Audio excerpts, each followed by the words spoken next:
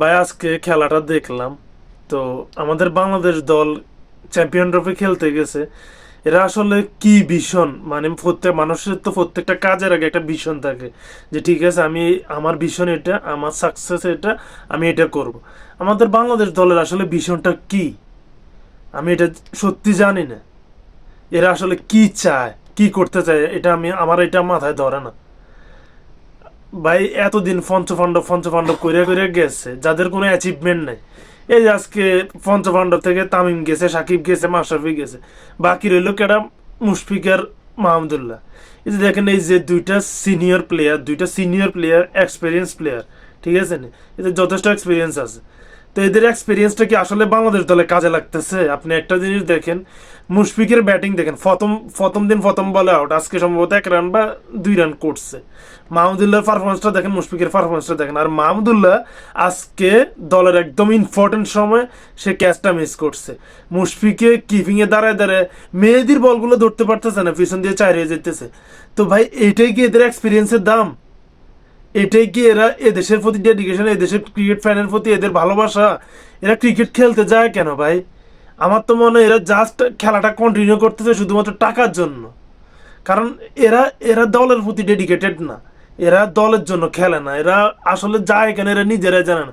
এদের কথা হচ্ছে যে এই যে গেছে দুবাইতে, তামিমে খাওয়াইছে, বাস ওদের কাছে এনজয়টা এটা, ওদের জার্নিটাই এটা, ঠিক আছে না? ওইখানে গেছে খাইতে ফুর্তি করতে, বাস।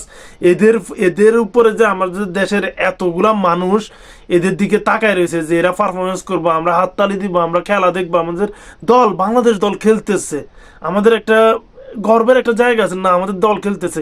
কত আশা ভরসা নিয়ে খেলা দেখতে বসি, কাজ কামের এত কাজের ফাঁকে আমরা খেলা দেখতে বসি। কেন বসি? কারণ সব দিন শেষে নিজের দলটা খারাপ খেলুক ভালো খেলুক, নিজের দলটা নিজের কাছে বেস্ট, ঠিক আছে না? কিন্তু ভাই হারারও তো একটা লিমিট আছে।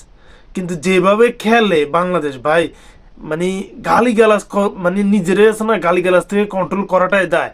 আপনি দেখেন আজকে মাহমুদুল্লাহ আজকে কত বছর বাংলাদেশ দলে সার্ভিস দিতেছে, কিন্তু সে একটা গুরুত্বপূর্ণ সময় একটা ইজি ক্যাচ মিস করলো। তো এটার দামটা কি ভাই, আপনি আমার বলতে পারেন? এদেরকে আসলে রাখা লাভ কি?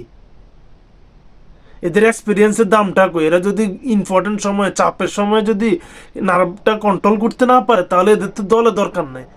এই যে নেক্সট সম্ভবত আর 1 ম্যাচ আছে, ঠিক আছে না, পাকিস্তানের সাথে সম্ভবত।